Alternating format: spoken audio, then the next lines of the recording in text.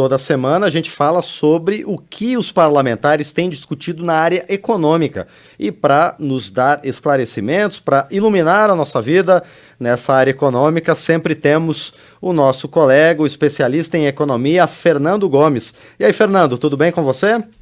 Bom dia, Márcio, tudo bem? Bom dia aí a todo mundo que nos acompanha. Saudade de você, tem tempo que a gente não se fala aqui, né? Exatamente, faz um tempinho, mas aqueles nossos compromissos sempre estão marcados, né, Fernando? É só você me dar o Certo, alô, certo. né? E a gente sai. Pois é, Fernando, nesse período a Câmara dos Deputados votou várias medidas, entre elas uma medida provisória que regulamenta o teletrabalho e também altera as regras do auxílio alimentação. Primeiro, Fernando, detalha pra gente essas condições aprovadas nessas mudanças de regra no teletrabalho ou trabalho híbrido e também os benefícios que essa medida provisória pode trazer para empresas e trabalhadores. É isso mesmo, né, Márcio? A medida provisória ela foi aprovada aqui na Câmara, né? Lembrando para quem nos acompanha que a tramitação das medidas provisórias ela é diferente da tramitação dos projetos de lei. No projeto de lei, o projeto precisa ser aprovado pela Câmara e Senado, depois ser sancionado pelo presidente da República para poder entrar em vigor. No caso da medida provisória, ela já começa a valer desde a sua publicação e depois precisa ser aprovada pela Câmara e Senado, né, pelo Congresso, em até 120 dias para continuar valendo. Essa medida provisória ela foi aprovada aqui, né? Os principais pontos aprovados relacionados ao teletrabalho, como você disse, foram os seguintes: os empregadores agora eles ficam dispensados de controlar o número de horas trabalhadas pelos empregados, desde que eles sejam contratados por produção ou por tarefa. Outro ponto, o contrato de trabalho agora ele passa a tratar dos horários e dos meios de comunicação que são usados entre empregado e empregador, desde que assegurados aí os repousos legais, os descansos legais que o empregado tem direito. A presença do trabalhador no ambiente de trabalho, ainda que de forma habitual, com alguma frequência, ela não descaracteriza o trabalho remoto, né? Inclusive para os casos em que o empregado for chamado pela empresa, for requisitado pela empresa para a realização de alguma tarefa específica.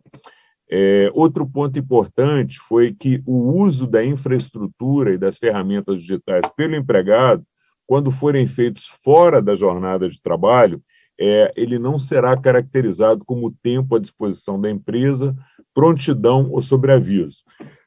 Perdão, minha voz está ruim hoje, exceto se houver um acordo nesse sentido entre empregado e empregador, né? Esse ponto aqui é interessante, porque se o empregado usar a infraestrutura que a empresa disponibilizou para ele fora dos horários de trabalho, que ele e a empresa acordaram, mesmo que ele comprove que usou, isso não vai contar como horas trabalhadas para ele aí. Só vai contar se houver um pedido da empresa para que ele realize o trabalho fora do horário acordado, e aí, nesse caso, vão ser caracterizadas essas condições de tempo à disposição da empresa, prontidão ou sobreaviso. Outro ponto importante é que o regime de teletrabalho agora ele pode ser aplicado também para aprendizes e estagiários das empresas. Foi aprovado também, mais no sentido de clarificar a legislação existente, uma regra que estabelece que o regime de teletrabalho ou de trabalho remoto, ele não se confunde, ele não se equipara com o trabalho realizado aí por operador de telemarketing ou de teleatendimento. E tem mais, Márcio, o empregado contratado aqui no Brasil e que exerça suas atividades fora do país, no regime de teletrabalho, ele vai ficar sujeito à legislação brasileira, exceto se houver alguma legislação específica no país que ele estiver trabalhando, que se aplique aí ao caso dele, ou se houver acordo entre as partes que seja diferente das condições da legislação brasileira. Então, tudo basicamente vai ser definido aí por acordo entre cada empregado e seu empregador. Outro ponto importante aprovado: o empregador não será responsável pelas despesas ao retorno presencial do empregado que mora fora da cidade onde fica a sede da empresa. De novo, salvo se houver acordo entre as partes, né? Aqui é o seguinte: a pessoa está em teletrabalho e resolveu mudar de cidade, ou assumiu o cargo nas condições de teletrabalho já morando em outra cidade. Se ele tiver que retornar para o trabalho presencial, a empresa não é responsável por bancar nenhum custo do retorno dele.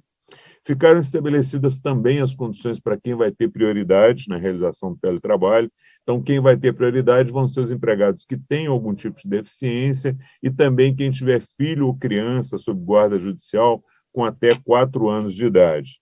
Essa questão do teletrabalho, ela foi o ponto da medida provisória que mais gerou debates na Câmara, né? Foi defendida a ideia de que essas regras do teletrabalho, elas deveriam ser definidas em negociação coletiva entre sindicato e empresas, mas acabou prevalecendo aí o contrato individual entre cada empregado e empresa, que era a ideia defendida inicialmente pelo governo, que constou aí na versão original da medida provisória. A oposição criticou bastante o texto aprovado, defendeu que a manutenção exclusiva do acordo individual entre empregado e empregador, no caso do teletrabalho, é um retrocesso para os trabalhadores, que vão ficar sem poder de negociação na mão dos empregadores, aí, na visão da oposição. Por outro lado, quem é favorável à medida argumentou que ela vai trazer mais flexibilidade para as relações de trabalho, vai permitir acordos mais rápidos para resolver todas essas questões que a gente comentou aqui. E antes da gente finalizar, Márcio, só lembrar que o texto aprovado ele passou também a trazer a definição, a regulamentação do que é o trabalho híbrido, né? Que ficou regulamentado como sendo aquela prestação de serviço fora das dependências da empresa, de maneira remota ou de maneira híbrida, e que não possa ser caracterizada como trabalho externo. Então, isso é importante. Se houver qualquer caracterização aí do trabalho como trabalho externo, ele não se classifica aí como trabalho híbrido ou remoto. E o texto também definiu, né, como a gente já disse aqui algumas vezes, que a prestação de serviço nessa modalidade tem que constar a partir de agora expressamente do contrato individual de trabalho. Esses foram aí os principais pontos relacionados ao trabalho remoto. Bom, e outro ponto dessa medida provisória, Fernando, fala sobre o auxílio alimentação, que é pago, obviamente, pelos empregadores para os trabalhadores. Fernando, quais foram as condições aprovadas pelos deputados sobre esse ponto específico da MP? Vamos lá, Márcio. As discussões sobre o auxílio alimentação, elas foram bem mais tranquilas, né? Então, a medida provisória, ela começa conceituando, definindo, né, onde é que pode ser gasto os valores relativos ao auxílio alimentação. O auxílio alimentação ele tem que ser destinado exclusivamente ao pagamento de refeição em restaurantes ou de gêneros alimentícios comprados no comércio, né? Outro ponto importante que o texto da medida provisória traz é proibir as empresas de receber descontos na contratação das empresas fornecedoras que fornecem os tickets de alimentação.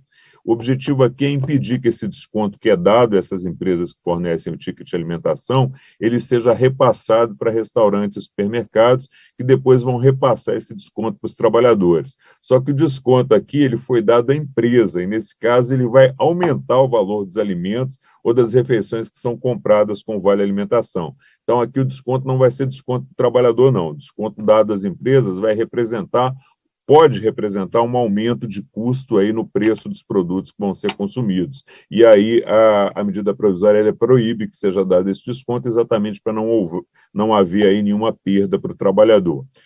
Outro ponto importante é que o relator incluiu na proposta a possibilidade de portabilidade gratuita do serviço, mediante solicitação expressa do trabalhador. O que isso quer dizer? Que o trabalhador pode escolher qual empresa vai ser usada por ele para receber o vale alimentação, obviamente, dentre as empresas disponíveis aí para o empregador dele, né?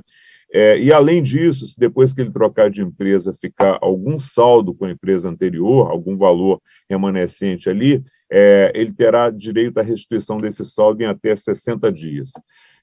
Márcia, essa medida provisória ela é complexa, tem vários pontos aí que são bem específicos, então eu recomendo aqui que todo trabalhador que tem interesse em se aprofundar mais, em conhecer bem todas essas condições que foram aprovadas, que entre aí no site da Câmara, câmara.leg.br, baixa lá o texto da medida provisória, lê com bastante atenção. O número da medida provisória é o 1108 de 2022, né? MP 1108 de 2022. Entra lá, baixa, dá uma lidinha com bastante calma para ver aí quais são os seus direitos. Esses foram os principais pontos, Márcia, aí do teletrabalho, do trabalho remoto e do auxílio alimentação aprovados na medida provisória.